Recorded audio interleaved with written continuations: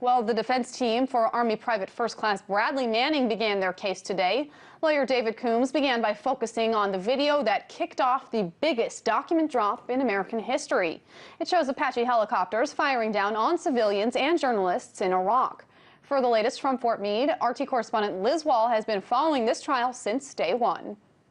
Today, the defense began to present their case in the military court-martial here in Fort Meade, Maryland. We learned that over the weekend, Bradley Manning's attorney, David Coombs, filed motions for the court to dismiss some of the charges. The charges Coombs is asking the judge to throw out include the charge of aiding the enemy, computer fraud, and theft.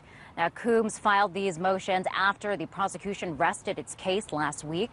I should mention that this is considered routine. The defense will oftentimes ask the judge to dismiss charges when the prosecution rests its case. They usually do this by saying the government did not provide enough evidence throughout the course of the trial.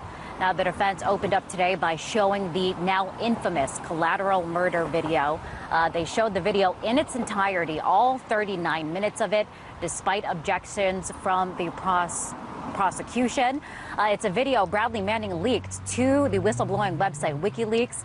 We've showed it before on RT. It shows an Apache helicopter firing down on civilians on the ground, resulting in the deaths of 2 Reuters employees.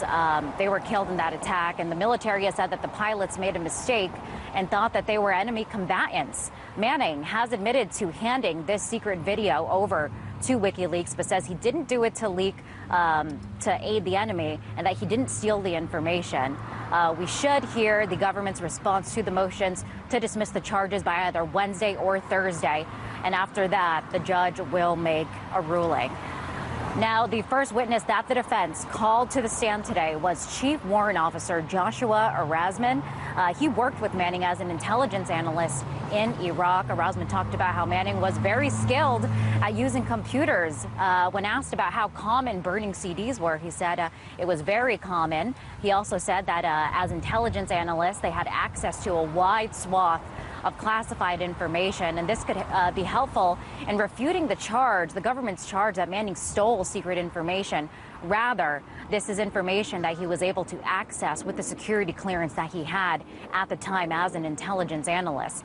Now, this is the beginning of the defense making its case and showing that Manning did what he did to expose wrongdoing. It's expected that the defense will present Manning as a whistleblower that just wanted to get the truth out there to the public on the wars that were happening overseas.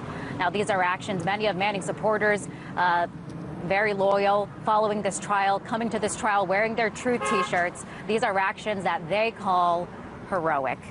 Here in Fort Meade, Maryland, Liz Wall, RT.